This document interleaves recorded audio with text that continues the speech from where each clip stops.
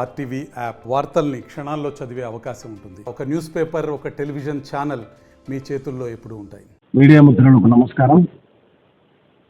భారత ఉపరాష్ట్రపతి ఎన్నిక జరుగుతూ ఉంది. అన్ని పార్టీలు రెండు కూటములుగా విడిపోయినాయి. ఒకటి ఎన్డీఏ కూటమి, ఇంకొకటి ఇండియా కూటమి. ఒకటి డెమోక్రసీ కోసం, ఈ దేశంలో ప్రజాస్వామ్య వ్యవస్థ కోసం అహర్నిశలు కష్టపడుతున్నటువంటి కాంగ్రెస్ పార్టీ నాయకత్వంలోని ఇండియా కూటమి.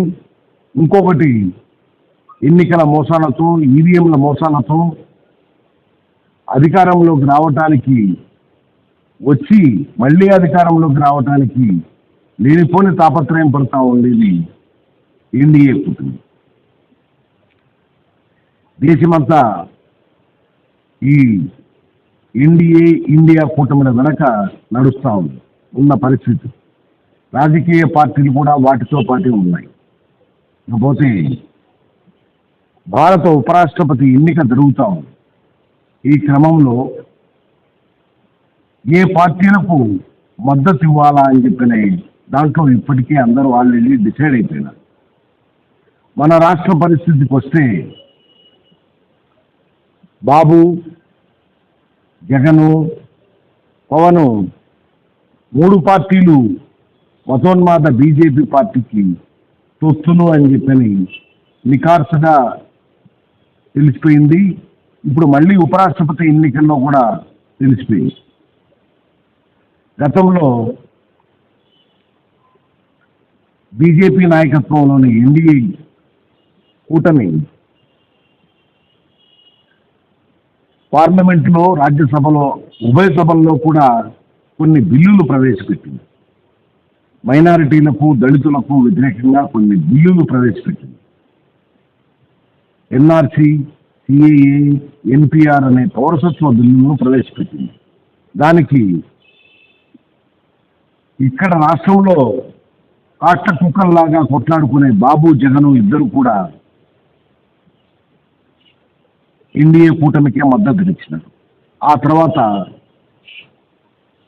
షరియత్ అంటే ఇస్లాం చట్టం, అందులో భాగమైనటువంటి ట్రిపుల్ తలాక్ విషయాన్ని బేషరతుగా ఈ రెండు పార్టీలు కూడా మైనారిటీలకు నష్టం కలిగించే విధంగా ఎన్డీఏ కూటమికే మద్దతునిచ్చినాయి. ఆ తర్వాత కాశ్మీర్లో ఆర్టికల్ 370 ఈ విషయమై కూడా ఈ రెండు పార్టీలు బీజేపీకి బేషరతుగా మద్దతునిచ్చినాయి. అంటే ఈ ఫలానా షరతులు అని చెప్పకాకుండా, ఏం షరతు పెట్టకుండా మీ బాంఛన్ దొర అని చెప్పిన బీజేపీ పార్టీకి రెండు పార్టీలు మద్దతునిచ్చినాయి. కారణాలు ఏవైనా ఉండొచ్చు. కేసుల భయం కావచ్చు, లేకపోతే జైలు భయం కావచ్చు, భవిష్యత్తు భయాలు కావచ్చు. బీజేపీ పార్టీకి ఈ రెండు పార్టీలు కాకుండా మూడో పార్టీ ఇంకొకటి కొత్తగా వచ్చినది జనసేన పార్టీ కూడా, పవన్ పార్టీ కూడా దాసోహం అంటా ఉన్నాయి.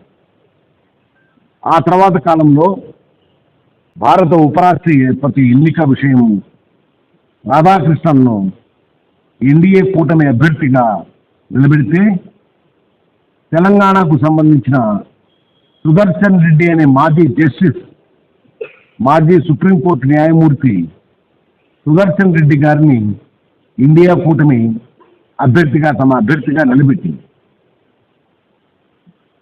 కానీ ఇండియా కూటమి వైపు జగన్మోహన్ రెడ్డి, అయ్యా జగన్మోహన్ రెడ్డి, నువ్వు మా ఎన్డీఏ కూటమి అభ్యర్థి రాధాకృష్ణన్ గారికి నీ ఓట్లు, సీట్లు ఇవ్వు, నీ ఎమ్మెల్యే, ఎంపీ అభ్యర్థులు కానీ, రాజ్యసభ సభ్యులు కానీ, పార్లమెంట్ మెంబర్లు కానీ సపోర్ట్ చేయండి అని చెప్పని కోరలేవాళ్ళు. కోరకున్నా కానీ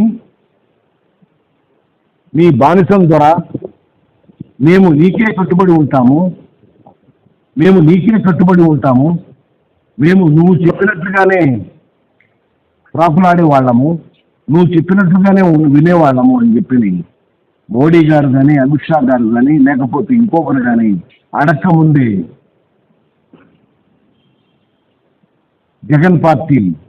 జగన్ పొయ్యి వాళ్ళతో కలిసి నేను మీ వైపే మద్దతును అనే విధేయతను చాటుకుంది. ఈరోజు ఈ సమావేశానికి ముఖ్యంగా ఒక కారణం ఉండాలి.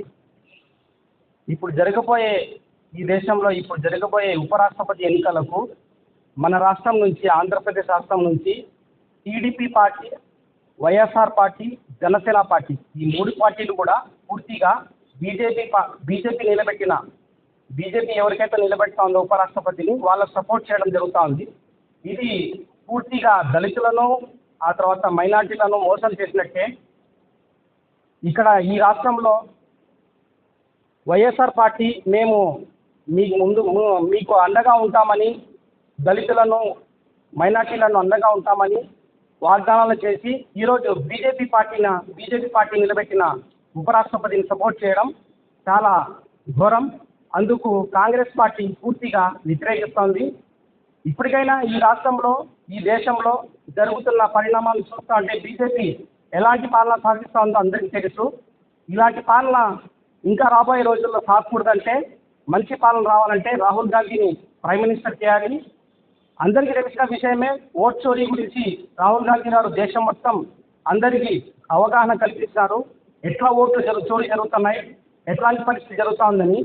దీని మీద అందరికీ అవగాహన కల్పిస్తున్నారు రాహుల్ గాంధీ గారు. సో ఇప్పుడు మన రాష్ట్రం నుంచి ఇప్పటికైనా బీజేపీ పార్టీని సపోర్ట్ చేయకుండా కాంగ్రెస్ పార్టీని సపోర్ట్ చేస్తే చాలా బాగుంటుంది అని మనం కోరుకుంటున్నాం. మరిన్ని వీడియోస్ కోసం ఛానల్ ని సబ్స్క్రైబ్ చేయండి, లేటెస్ట్ అప్డేట్స్ కోసం వాట్సాప్ ఛానల్ ని ఫాలో చేయండి అండ్ లింక్ డిస్క్రిప్షన్ లో ఉంది.